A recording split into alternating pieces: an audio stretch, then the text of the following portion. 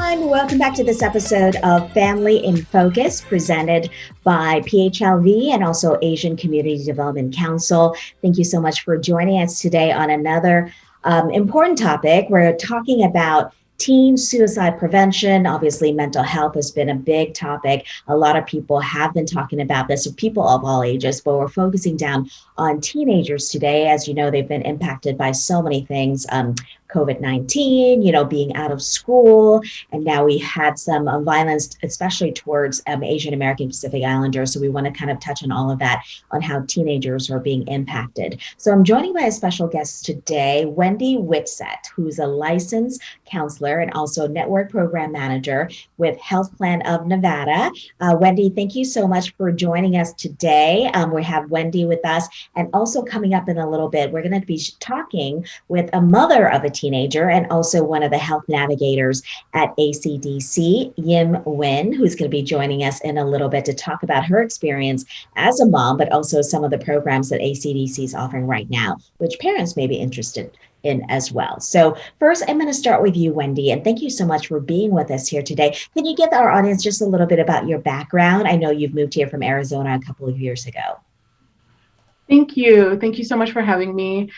Yes, I'm a licensed counselor. I have been working with children and families. That's where I kind of started in Arizona. And I'm from Las Vegas, moved back home a few years back and continuing on in the mental health field. And now I'm with Health Plan of Nevada. So thank you so much for having me on. And I'm really honored to be able to share some information with your viewers. That's great. Yeah, we're here on teen suicide prevention, obviously huge issues, and especially during the COVID-19, the coronavirus pandemic, we've heard, numbers of teenagers committed suicide, going through mental health issues, problems. So this is a big concern for a lot of families. And I know you have a presentation you want to share, some of the information you want to get out there to the community. So I'm going to let you just share some of that with us right now. Thank you so much. So I'd like to start off with reviewing some warning signs. I have on the slides some typical warning signs that you might want to keep track of. The list, although it might be a little lengthy, it's important to note that this is not exhaustive. So some things that you might want to keep an eye out for are changes in your child's eating or sleeping. If you're noticing any separation anxiety, maybe they're withdrawing from you or others, and maybe you're noticing that they're a little bit more anxious or nervous, paying attention, having trouble with that. Maybe they're even having a little bit of difficulty focusing. If you're noticing changes with that, that's something to keep an eye out for. Also, something that's really important to note is that sometimes our children can have symptoms that manifest in our body or in a somatic way. So if your child starts talking about headaches, or they're having stomach aches or other body aches that don't really have an explanation, that could also be something to keep an eye out for, and that could be a warning sign. If you're noticing that your child is also maybe withdrawing from school activities or even other activities that they used to enjoy, but they're not engaging in those anymore. Maybe you also can see that they might be having milestone regression or going back to behaviors that they've outgrown, like toilet training, things like that. That can also be common, especially in younger children. You also want to take note of some emotional symptoms or signs as well, like excessive crying, maybe irritability, or even acting out in angry outbursts. This other slide has emergency warning signs that you want to also keep note of. Maybe your child starts telling you that they're having thoughts of suicide, or they've identified ways to harm themselves, or even if they're starting to engage in self-harming behaviors, that's something that you definitely want to take note of.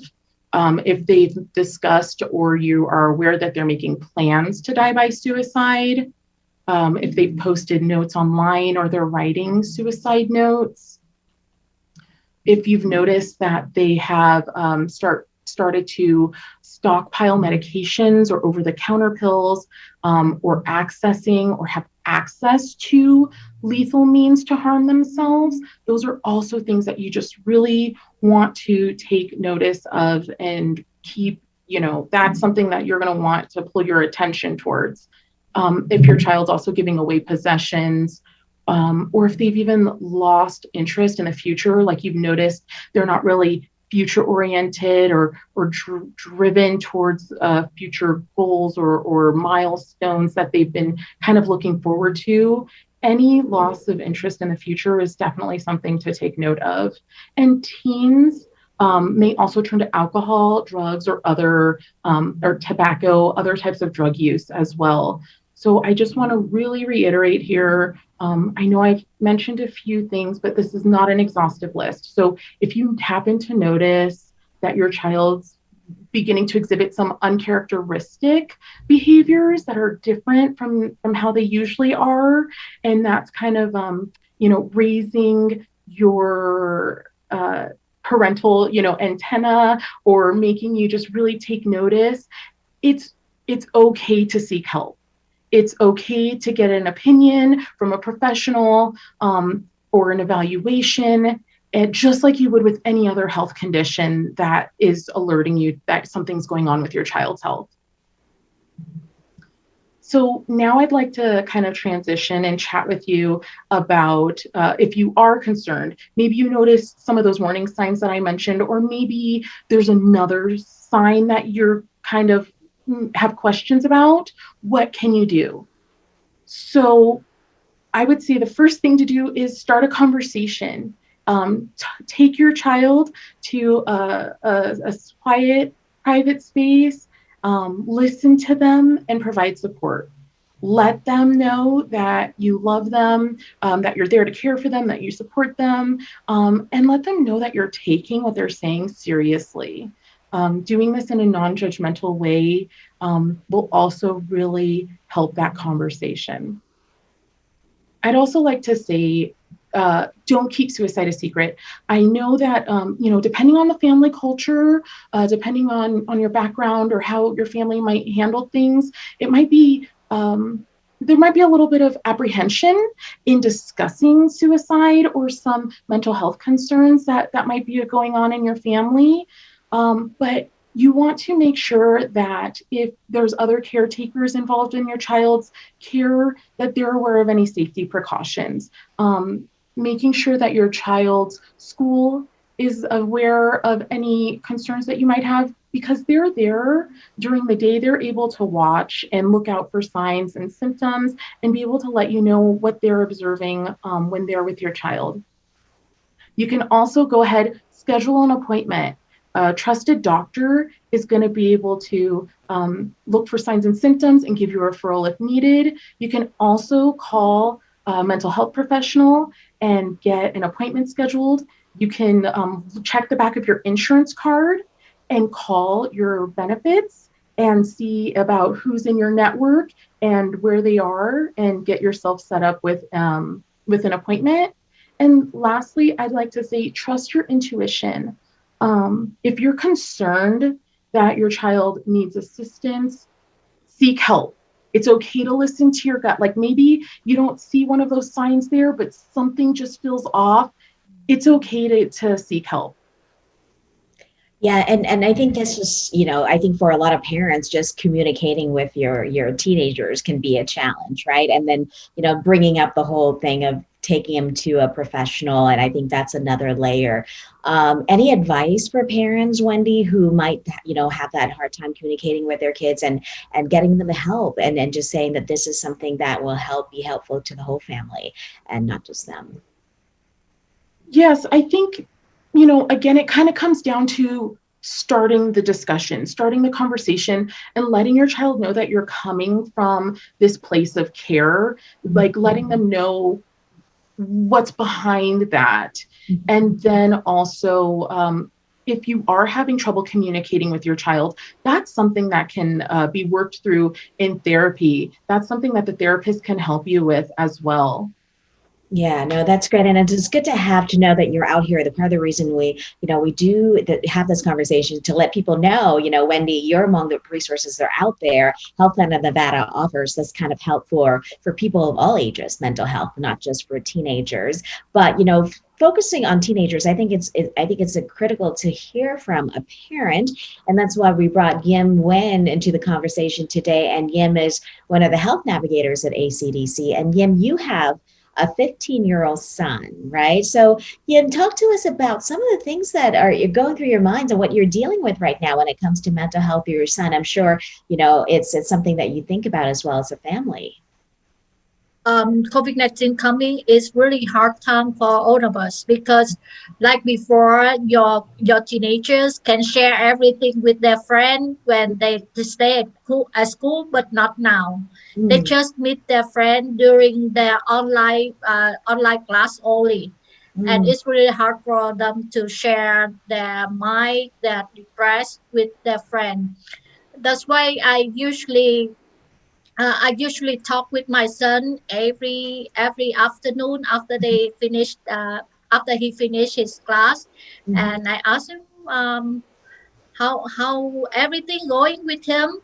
And when I get the hard time to share my opinion to talk with him, I will ask my daughter. My mm. daughter is has 6 years older than him, but she can share everything with him, easier for me. Yeah. And And what's mhm, the biggest challenge for you, you think, as a mother of a teenager and dealing with everything that's been happening? What's been the biggest challenge for you, Yim? the biggest challenge is that most of teenagers think parents don't understand what they mean. Mm, yeah. That's the reason why when I want to ask he do something, I Mhm. will ask my daughter. My daughter, when my daughter asks him, he will do right away.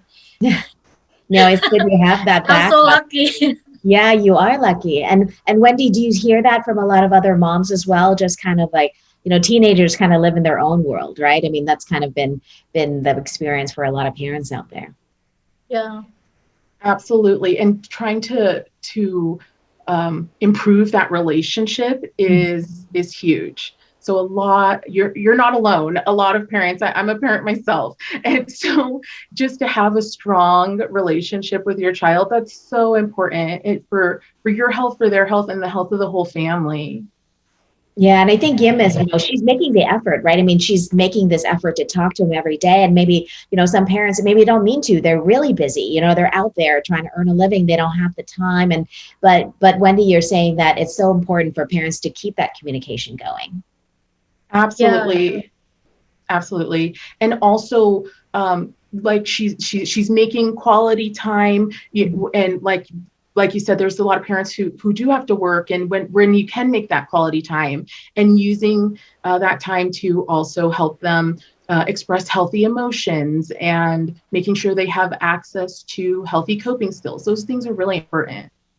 Yeah. And just do you feel like now, kids are starting to go back to school, but the fact that they have been away from that kind of environment and dealing with the stress of so many things, how you think that you're going to see, kind of changes there? What advice do you have for parents as things are transitioning again and things are changing in our community?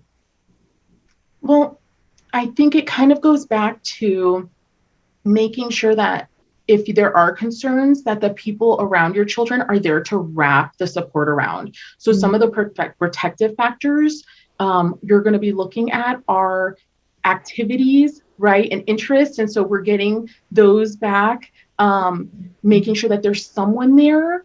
Like she mentioned, there's a sibling, Mhm. someone there that the child can turn to, someone that they know cares for them and is supportive, and making sure that the family displays that care and support as well. And one of the things that we've talked about in terms of mental health, Wendy, in the past few conversations with the Asian American population, there's this taboo, right? I mean, people don't think about, talk about as openly, maybe as some other cultural groups, that it's not, we don't want to air our dirty laundry, talking we have issues with mental illness or anything like that.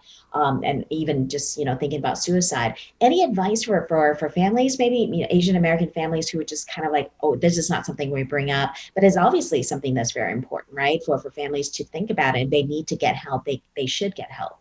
Mhm. I would say that seeking help and getting those resources is so important. And I think having conversations like these and just exposing our communities to these issues and letting them know what resources are there and really allowing us to share in those universal um, feelings and emotions. Those are things that help us realize that we're all going through these things together. No, and that's true. And no matter what family. And Yim, and talk to me, is that true for you, Yim? Like when and you're in the Vietnamese community, do people talk openly about this? I'm sure there's been, issues with teen suicides in that community as well. How do you feel it's different from like, general maybe American population compared to your community among the Vietnamese people? It's very different between culture Vietnamese and American when I come here because with Vietnamese parents they always guide their children how to do Mm, and they seldom listen what they want. It's different between my Vietnamese mind. So interesting. we have to change. And moreover, with most of Vietnamese, don't think mental health is a disease. So we don't have to. Well, we usually have not to support your teenagers for that. Hmm. Yeah, no, that's interesting. And Wendy, you Yeah, probably, yeah, with Asian Americans, I think that's one of the key things is that they think it's not something that, need to be fixed. It's something that we just kind of like, don't talk about it, it'll go away or something like that, right? It's not thinking it's like yeah, an actual something that you go to the doctor or to an expert for. yeah. We're here and we're wanting to help and we're available.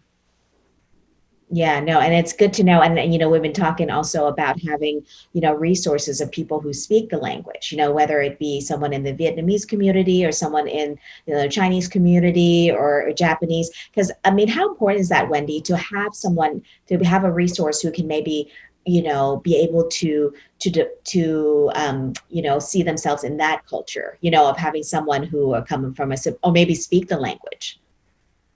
There's a Yeah. lot of considerations, like you're saying, Mhm. the need to or the ability to maybe pick up on some nonverbals or Mhm. some nuances that maybe don't necessarily have to be vocalized, Mhm. and then the use of interpretation. And so that is going to be on an individual's comfort level and basis. And while we do have providers there are providers available who can utilize language assistance services and who are taking cultural competency courses and knowing research and available to help special populations and communities.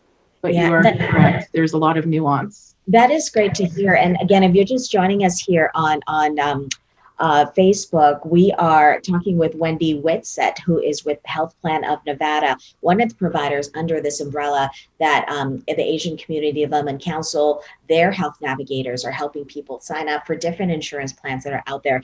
And just, this is so important too, because behavioral health is part of that program that people may not know about, that they have access to when it comes to getting health insurance. So, yeah, I wanted to bring you back in here because, and I want you to do this both in English and Vietnamese when I talked about, the different plans are out there, especially when it comes to health insurance. Some good news, right? Because now they've extended Yeah. this open enrollment. Talk to us a little bit about that. Like before, every year we just have one time for open enrollment. Will be start at the first day of November and end in the December 15th. But this year we extend. We have the first extend from 15 February 15 up to May 15. But from now on, the extent will be August 15. So Until we have more time to let everybody to enroll health insurance, and because it's very important right now. mm. And tell me a little bit about what you do as a health navigator. People not familiar, ACDC provides direct services to people in the community, and part of it is providing in-language help, right, to help people sign up Yeah. for insurance. You speak Vietnamese, but we have people who speak different languages as well. um, Asian community have a couple health navigator who can speak their own language. For example, I can speak Vietnamese, and someone will speak Spanish, Mm, Tagalog, Visayan, and Chinese. And wherever, at with health insurance, almost is technical word. So mhm. most of people will feel so confused with the word, so they can contact with us, and we will explain all everything related with health insurance by their own language.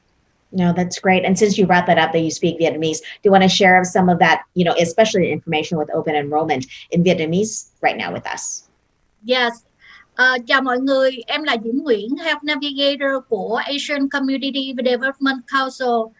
Bên em hiện nay vẫn đang hỗ trợ mọi người đăng ký bảo hiểm y tế, và cái thời hạn đăng ký sẽ gia hạn đến ngày 15 tháng 8 năm 2021. Nếu các anh chị có cần có thể liên lạc với em. Số điện thoại của em là 702 677 2277. Em xin cảm ơn. Thank you. Thank you, Yim. And Wendy, I'll bring you back in really quick. I mean, how important is it for Health Plan of Nevada to have community resources and partners like ACDC to help get the word out about what you do? Because this is so important to reach, especially with the Asian American community that may seek out your help or resources directly, right? Correct. It is so important. I don't even have the words. Just to be able to access our services, to know that we're here, that we're available, for us to be able to reach out to you, and for us to know what's going on in the community, so that as we have our caseworkers and case managers helping our members, we can say, this is happening over here, or this company they provide assistance with these things that are going to help you with housing or food, or language barriers. So that relationship is so important. I just don't have the words to express how important it is. Yeah. So, you have families right now, especially, we're talking teen suicide prevention. And Wendy, this is an issue that is not going to go away, right? I mean, you see this as something that is, unfortunately, something that families deal with every day in this country. Yes, it's a really unfortunate topic, but the awareness and the education there, it can really help us to prevent more suicides. It can help us to let parents, caregivers, anyone working with children know what signs and symptoms to pick up on, and they can help save a life. So that's really, really important in what the educational piece does. Yeah, and this is just part of a conversation. What we like to do here is to make sure that our community has the resources they need, and we thank you, Wendy. We have some information up the screen for people to contact ACDC, and obviously, if they're looking for health insurance plans, including of Health Plan of Nevada, they can talk to people like Yim Nguyen, who is been part of this organization and helping people sign up to get the health care they need. And Wendy, you've been out there. I'm sure you've been busy doing your work as well. So we appreciate your time to come in and talk about this very important topic of teen suicide prevention. Again, if you have any information, any questions, you want to reach out through our ACDC to get through to Wendy. We'll make sure to have that information listed here for you. And thank you again to both Wendy and Yim for joining us on this conversation today. Lots of great things that we talked about, just resources that families like Yim and a lot of people out there are needing to hear. So thank you for your time. And thank you, everybody, for joining us on this conversation today on this episode of Family in Focus. And we'll see you again next week.